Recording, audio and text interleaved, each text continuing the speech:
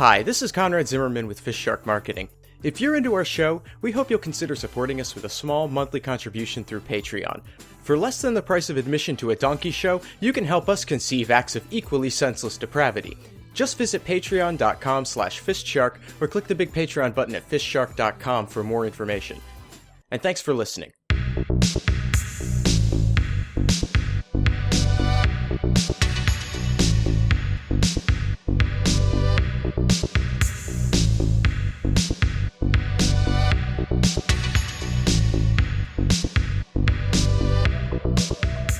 Trying to find a new house. I've been seeing some interesting homes out there. There's a new development going in Old Boston downtown. It's called Shanty Crown Estates. Have you heard about these guys? Shanty Crown? I think I've heard a little bit about these. Aren't those the guys that they take very expensive houses and basically distress them the way you would a dresser? Right. It sort of exudes that hip sensibility of living in an utter shithole, but with all the benefits of spending $2.5 million for a home. Right, okay. And I gotta tell you, they're pretty great. Oftentimes you go into a home that you're thinking about buying, and you do that thing where you imagine where all the furniture is gonna go and so forth, and sometimes you just look at a layout and you think, I'd love to knock that wall out. Almost every unit has one that's halfway there.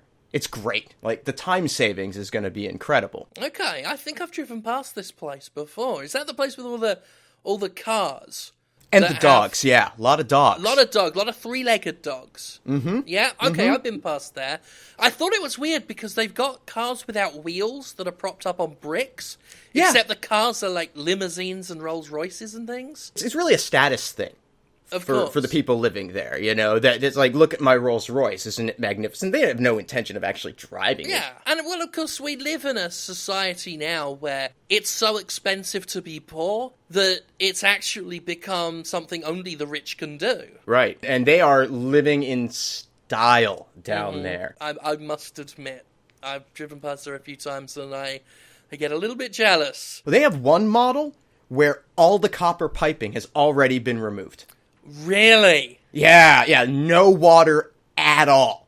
It's like you're really, really living poor. If I wanted to do that in my home, I'd have to pay someone to spend days getting all the copper piping out. I had extra copper piping installed. Thanks to 2009, the whole copper piping craze. Like 50% of my house is copper piping. And of course, now the style has changed and I look completely out of date. You have to go and find a professional to do it.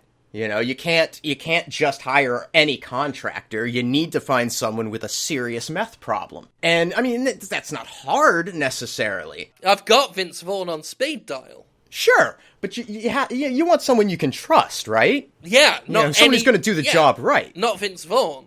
No. It's great to have culture, to live a varied life, to have challenges, to have struggles, it builds character. So, sure, go to a dive bar. Go to a local dive bar once a week, or ironically watch Troll 2, the funny bad movie.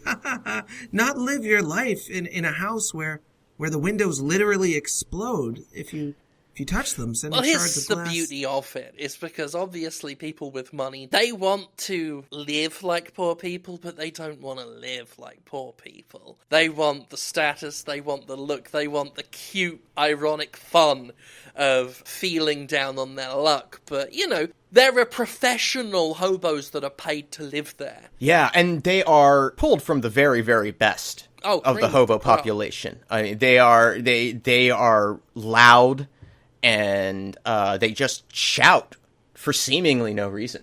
But they're safe. They're actually safe because, again, no one wants the actual risks associated with being poor. They just want to look like it and have not a laugh at poverty's expense, but to do everything at poverty's expense. I guess that's the phrase you could use. Yeah. It's definitely at the expense of poverty. Yeah. Well, I mean, they actually smashed down a legitimate shantytown to build those fake shantytown houses. And it's so much better now. Yeah. It's so much, more real. right? It feels legitimate. But you can't actually tell the rats that infest these shanty crown estates that it's all just for fun and to not actually spread pestilence and disease. They still will bite the human flesh, tear the flesh, even wear the flesh. In some instances. Not if they're trained. Yeah, you can train a rat not to eat flesh. Ever since the Ricky Gervais thing fell through, we've come into possession of a lot of highly trained, intelligent rats who now have stable jobs, 9-to-5 incomes. Working a salary, paying the bills, paying the rent for their rat families. I told you, being poor's expensive. Even rats are making more money than... Well, everybody's struggling, right? Everybody is, well, I mean, not us, but not everybody else is struggling. Yeah. Oh, no, and not the rich. No. But everybody else needs work, and you need to take work where you can find it. Exactly. And if you being a rat in a housing development full time, that's a good gig. There's some benefits associated with that. All of these rats get excellent health care. They all get an annual bonus. They're doing really well. In fact, they probably do better than we do. Frankly, it's a much easier job. They certainly do better than the people that lived on the housing estate before it got smashed. Because those rats have homes. Right. Yeah. Yeah. And we, I don't know where those people went. I know some of them applied to be hobos on the new street, but, they weren't qualified. Standards were really high for those, as well they should be. Because this is a luxury environment, and people want to have the sense that they are safe, secure, and rich as fuck, no matter where they are. Exactly. You want to feel like a better class of poor person because you are a better class of poor person. So when you look at your street and you see a homeless person yelling near a tire fire and rooting around in a dumpster for trash to eat, you want to say, hey, didn't he play Kramer?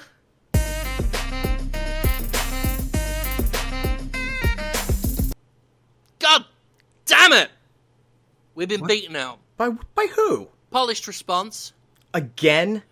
Jesus Christ. This was going to be I had the marketing campaign already. Kellogg's Weepers. The cereal that cries when you eat it. Like, that's such a juicy contract. Oh, Kellogg's has a ton of money.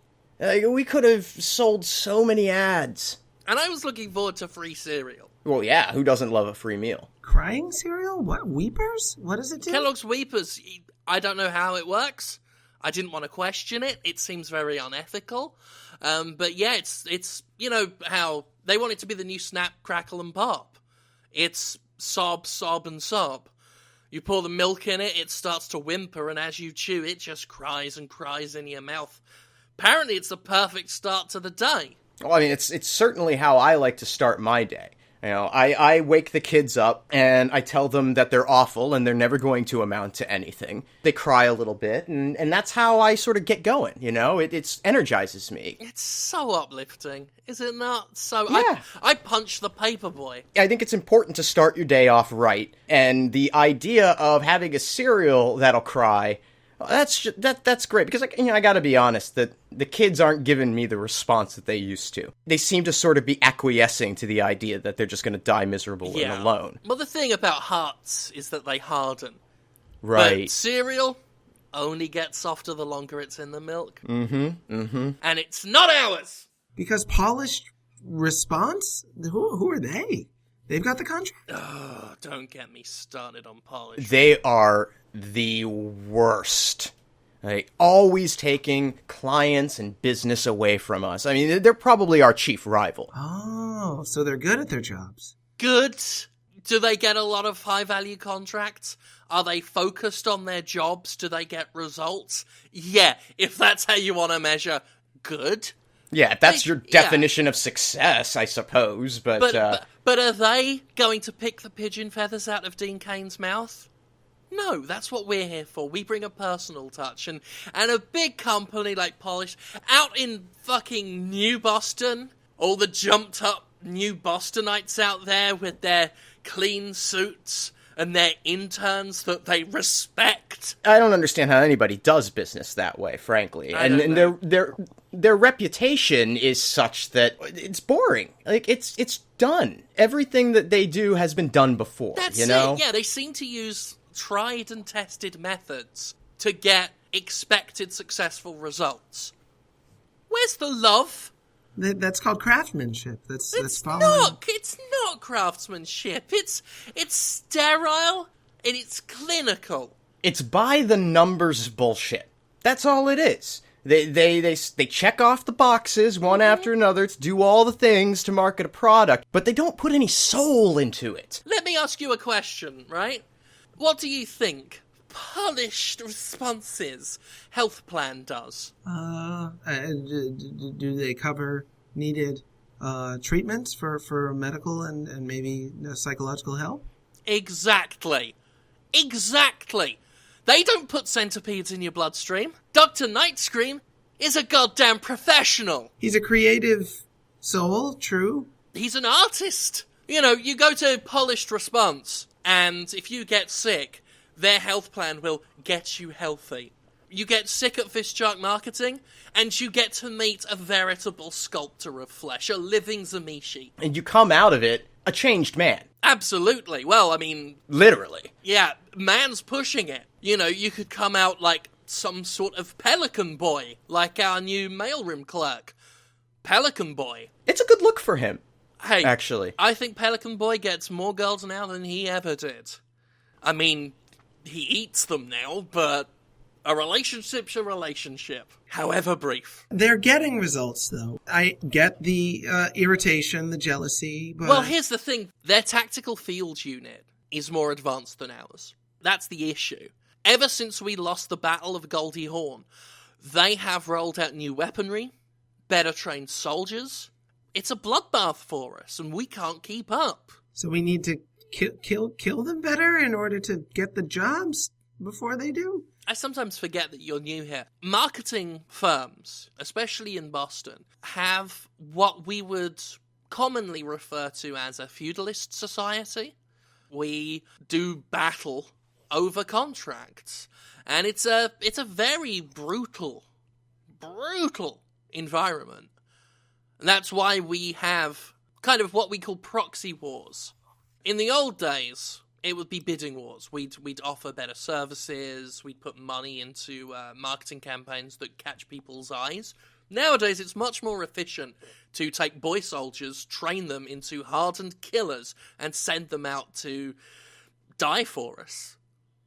Well, it does show that you want it, and that's what our clients want to know, is who wants it more? How do they know they're getting the very best deal? Are you willing to kill for this? Are you willing to have others killed for this? But I wonder if a more collegial approach can be taken. Could we approach this with a little bit more cooperation? I mean, I'd be open to the idea. Yeah. I don't want to go the way Soothing Gel Enterprises went when they suggested peace, and we all turned on them and set fire to their building with every employee boarded up inside.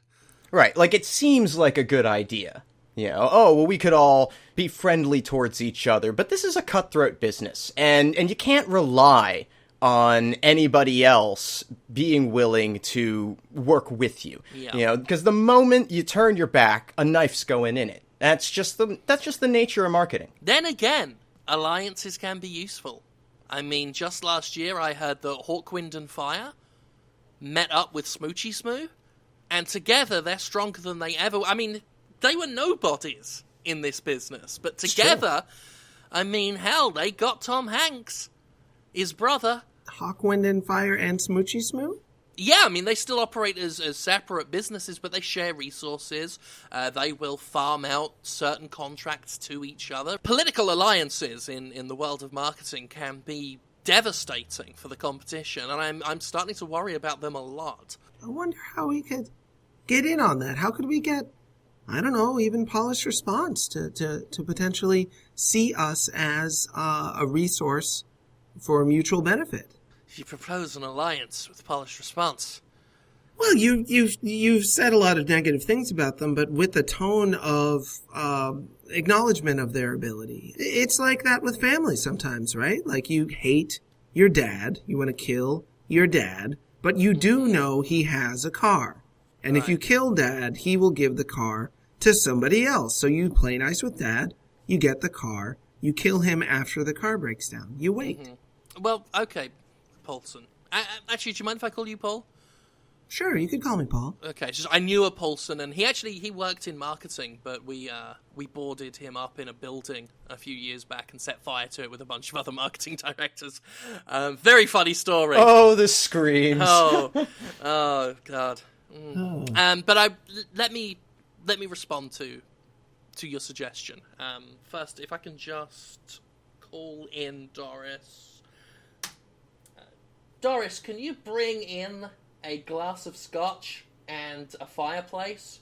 Yeah, the one that I had installed on top of that skateboard. Just wheel that in. Thank you. Okay, Doris will be along in a moment with a glass of scotch and a fireplace on a skateboard. Thanks, Doris. Thank you. Yeah, just set it up against the wall, and I'll take the glass. Thank you. Was that to get... Never! Emergency! We've got an emergency on our hands. Okay, well, I'm ready. I'm braced. I'm seated. You're not ready enough. You're not ready enough. What's going on? Okay. Calm down. Val Kilmer drank syrup. That's okay. How much syrup did he drink? All of it. All that we had? All that was in the cupboards? We got to go get more? New syrup in the world has to be made because Val Kilmer drank all of it.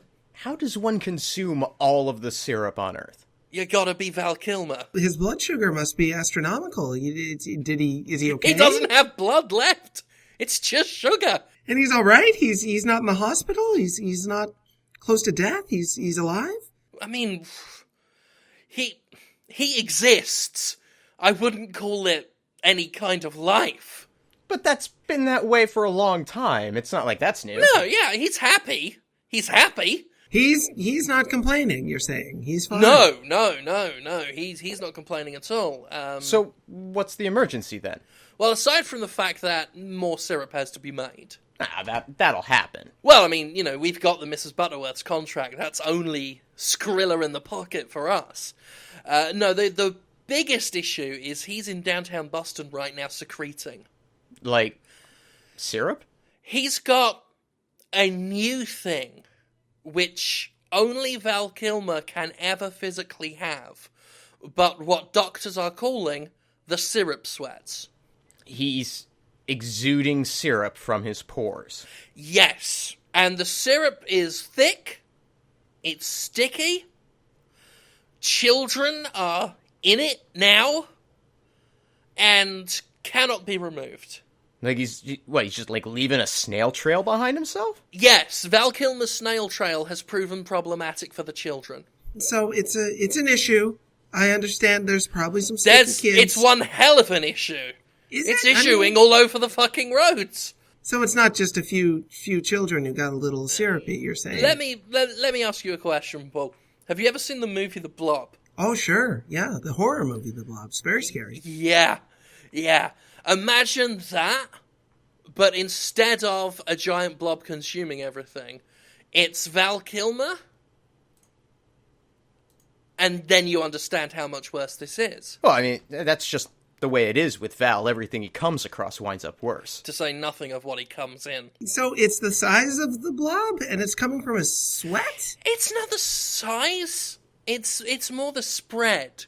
It comes out of him, and then it just oozes. It flattens on the ground. And I'm getting reports that it started to climb up the sides of buildings. And my fear is that eventually the entirety of Boston will become encased in what could only be called a syrupy amber, to be found millions of years from now by Richard Attenborough to turn us all into Boston Park. And that's the best case scenario. Is there anything we could do to stop him? I mean, are there, I don't know, waffles we can deploy? I don't know. What do you do with growing syrup problems? The mayor has initiated a tactical waffle strike. They are going to be carpet bombing the area with tasty waffles and pancakes at about 1300, and it is our hope that it will soak that stuff up. But, I mean, nothing so far seems to be penetrating its golden ambery flesh. It's just sticking.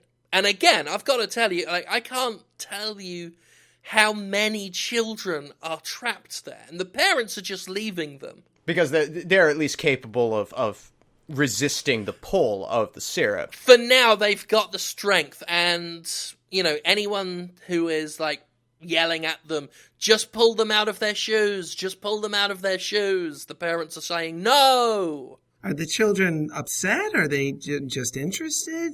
Is it edible, or can they just eat it and be okay? Just stay and eat for a bit? No one's dared try.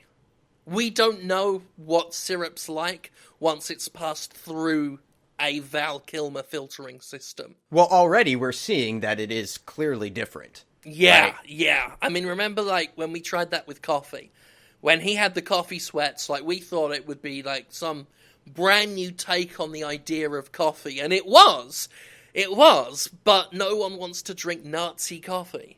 I don't know how those beans got such fascist ideas, because Val Kilmer's a lovely man. Such is the paradox of the guy, I suppose. He's very beautiful in a way. There's nothing like him on Earth, thankfully. Yeah. Like, yeah. I don't know what we'd do with two. Yo!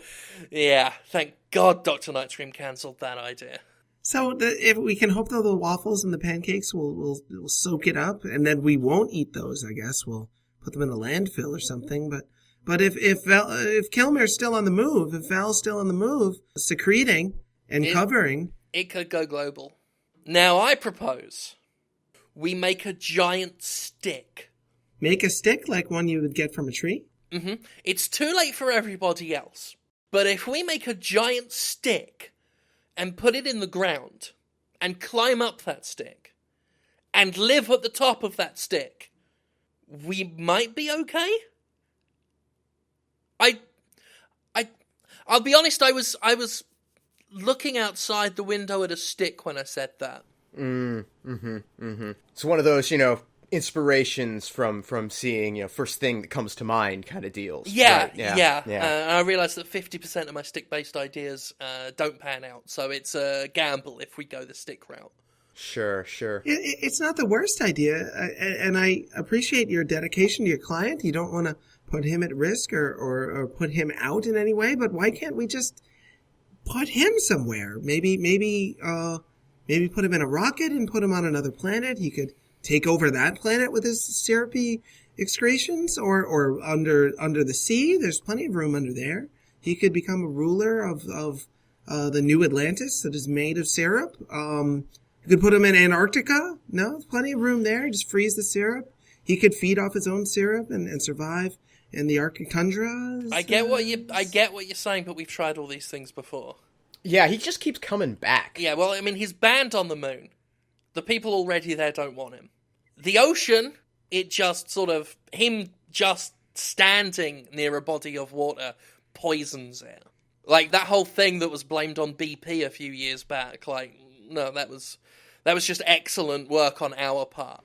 Yeah, by shifting blame away from Val. Exactly. Take that, fucking polished response. Oh, we just got the BP contract. Yeah, well. So he can't be stopped. He can't be affected by anything that we do. It's a matter of responding to him from here on out. Well, I mean, I feel at some point, if we just sort of make him stop consuming syrup, because that's the risk, right? If we make more syrup, he may just eat that as well, and then this problem never solves itself. I feel if we could just get him isolated for a period of time, maybe in some sort of large tank that he can just leak into, he'll eventually run out, right? Maybe. I mean, hold on. I'm getting a call. Uh-huh. Right. Yeah. Right. Okay. The situation's changed. Mm-hmm. Val Kilmer has licked his arm, as he sometimes does when he's foraging for berries and truffles, and realised that he's secreting syrup, which has angered him. He's angry because he's losing syrup. But the good news is he's turned around and seen behind him so much syrup that he is now consuming. He's consuming his own syrup. He's consuming his own secretions. He is eating his way back up the trail, I'm being told. Yes. Well, then your stick idea is almost right. It's just instead of a stick, we need to get the man a straw. Yeah. And we can guess he'll just keep eating his own syrup, backtracking in his own trail until... It's become basically a Val Kilmer / syrup Ouroboros. Mm-hmm. Well, that ought to work out well. Maybe we just get him on a NASCAR track then. People will pay big money to watch a man constantly eat his own syrup.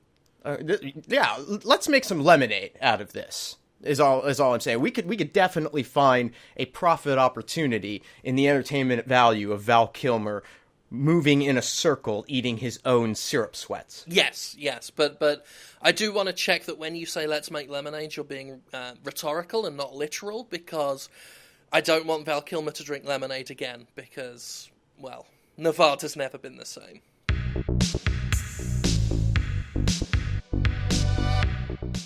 FistShark Marketing is Jim Sterling, Conrad Zimmerman, and Paulson Sear. Theme music by Ben Rama. Additional music by Alazar Chand. Our editor is Alan Smithy. Get more episodes and learn how to support the show at FistShark.com. Follow us on Twitter at FistShark for more of our exploits. Complaints can be forwarded via email to fistsharkmarketing@aol.com. And remember, when you believe in nothing, anything is possible. Goodbye.